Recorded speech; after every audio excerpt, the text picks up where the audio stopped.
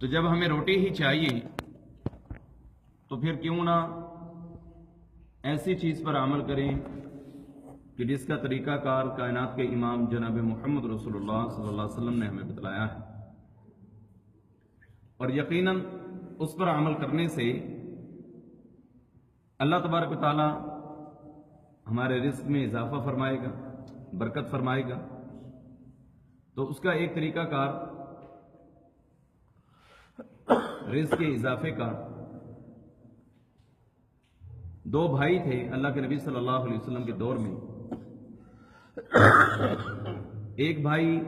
کام کاج کیا کرتا تھا، کمائی کیا کرتا تھا، کھیتی باڑی کیا کرتا تھا، اور دوسرا جو ہے وہ اصحاب صفہ میں شامل تھا۔ اللہ کے نبی صلی اللہ علیہ وسلم کے پاس ایک طالب علم کی حیثیت سے وہ پڑھا کرتا تھا۔ تو ایک دن وہ بھائی جو کام کاج کرتا، کھیتی باڑی کرتا، کمائی کرتا، وہ اللہ کے نبی صلی اللہ علیہ وسلم کے پاس آیا،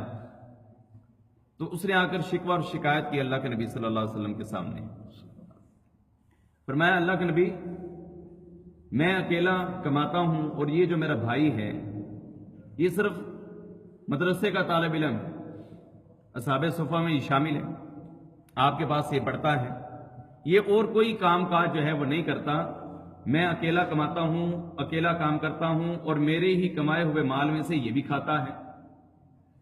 اس کے بارے میں آپ فیصلہ کریں۔ تو رسول اللہ صلی اللہ علیہ وسلم نے اس سے فرمایا کہ میں اس بات کے اوپر امید رکھتا ہوں لعلک ترزق بہ، اگر اللہ تبارک و تعالیٰ تجھے رزق عطا کرتا ہے تو تیرے اس بھائی کی وجہ سے عطا کرتا ہے، اس لیے کہ طالب علم جو دین کا طالب علم، علم فن کی میں بات نہیں کرتا، علم دین کی بات کرتا ہوں، کہ جو دین کا طالب علم ہو اللہ تبارک و تعالیٰ اس کی برکات کی وجہ سے اس کے گھر والوں کو رزق عطا فرماتا ہے، وہ اس کا والد ہو، اس کا باپ ہو، اس کا بھائی ہو، اس کی اولاد ہو، کوئی بھی جو اس کے ساتھ ریلیٹڈ ہیں، اس کے جو ریلیٹیو ہیں، اس کے رشتہ دار ہیں قریبی،